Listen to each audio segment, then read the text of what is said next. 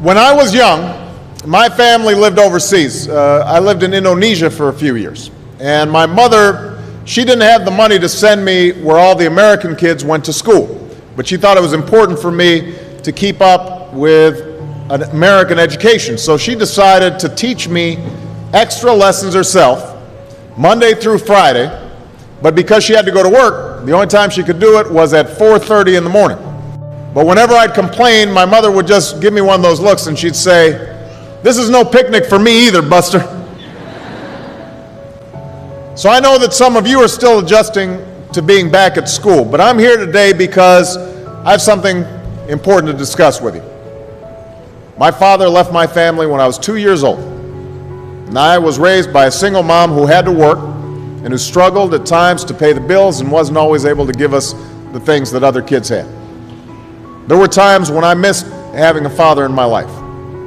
There were times when I was lonely and I felt like I didn't fit in. So I wasn't always as focused as I should have been on school. And I did some things that I'm not proud of. And I got in more trouble than I should have. And my life could have easily taken a turn for the worse. But I was lucky. I got a lot of second chances. And I had the opportunity to go to college and law school and follow my dreams. My wife, our First Lady, Michelle Obama, she has a similar story. Neither of her parents had gone to college, and they didn't have a lot of money. But they worked hard, and she worked hard so that she could go to the best schools in this country. Some of you might not have those advantages. Maybe you don't have adults in your life who give you the support that you need. Maybe someone in your family has lost their job, and there's not enough money to go around. Maybe you live in a neighborhood where you don't feel safe, or have friends who are pressuring you to do things you know aren't right. Maybe you could be a great writer, maybe even good enough to write a book or articles in a newspaper, but you might not know it until you write that English paper, that English class paper that's assigned to you. Maybe you could be an innovator or an inventor, maybe even good enough to come up with the next iPhone or the new medicine or vaccine, but you might not know it until you do your project for your science class. Maybe you could be a mayor or a senator or a Supreme Court justice, but you might not know that until you join student government or the debate team. And no matter what you want to do with your life, I guarantee that you'll need an education to do it.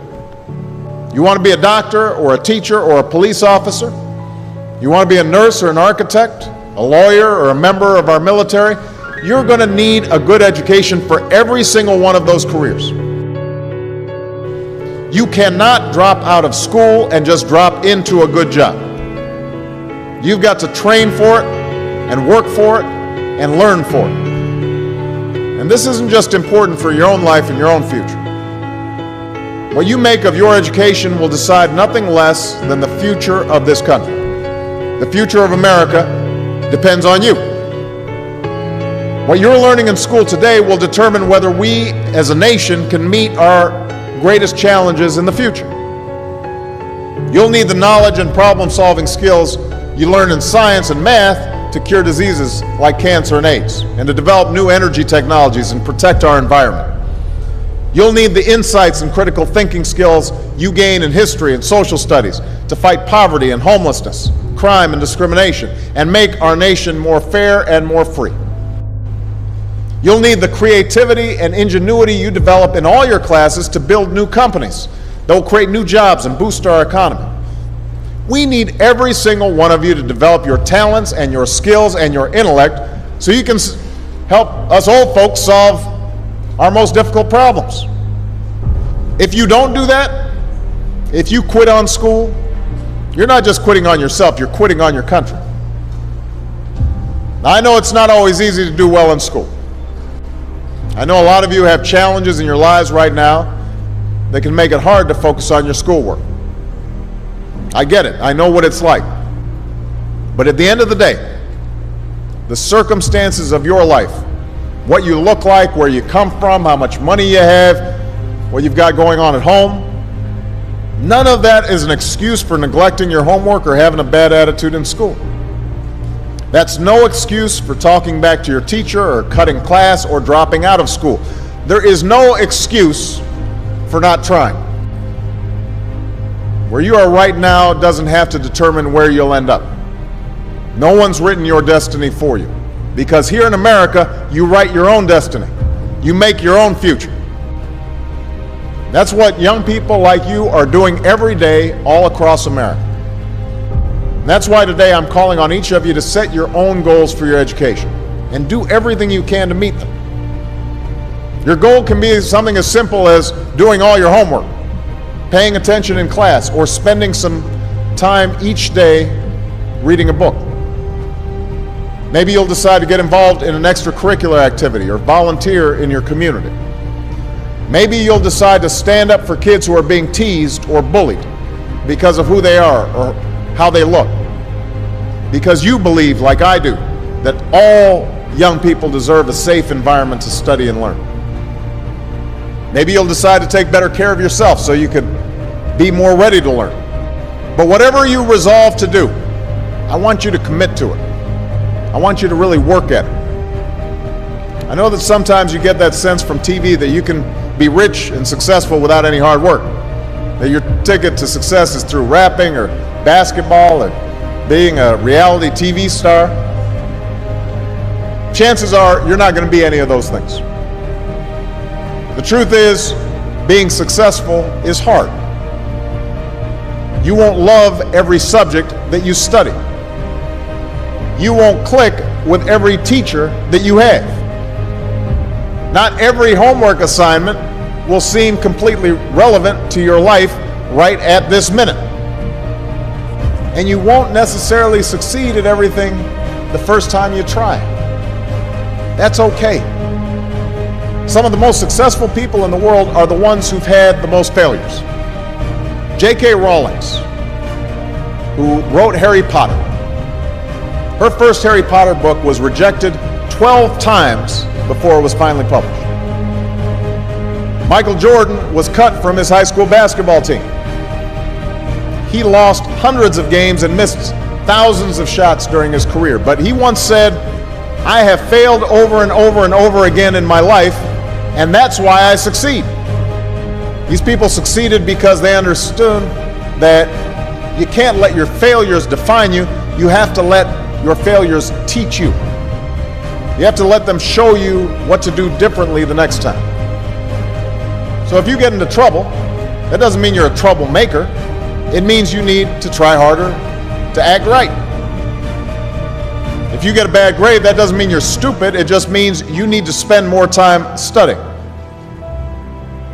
No one's born being good at all things. You become good at things through hard work. You're not a varsity athlete the first time you play a new sport. You don't hit every note the first time you sing a song. You've got to practice. The same principle applies to your schoolwork.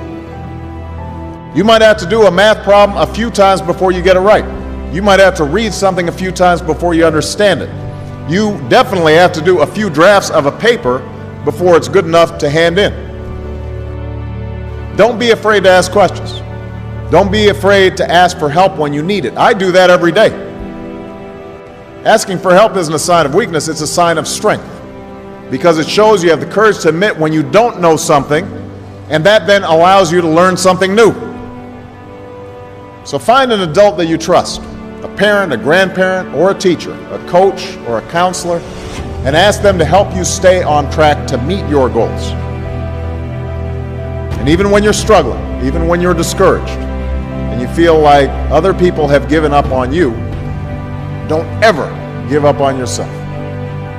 Because when you give up on yourself, you give up on your country.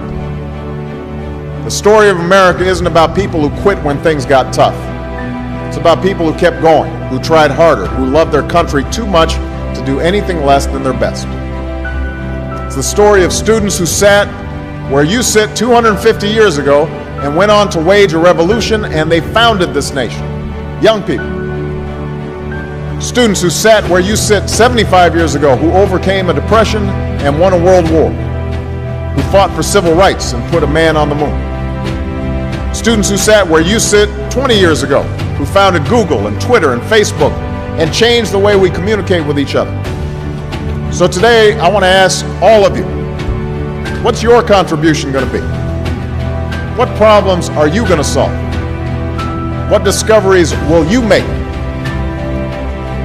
What will a president who comes here in 20 or 50 or 100 years say about what all of you did for this country? You know, your families, your teachers, and I are doing everything we can to make sure you have the education you need to answer these questions. I'm working hard to fix up your classrooms and get you the books and the equipment and the computers you need to learn. But you've got to do your part too. So I expect all of you to get serious this year. I expect you to put your best effort into everything you do. I expect great things from each of you. So don't let us down. Don't let your family down or your country down. Most of all, don't let yourself down. Make us all proud.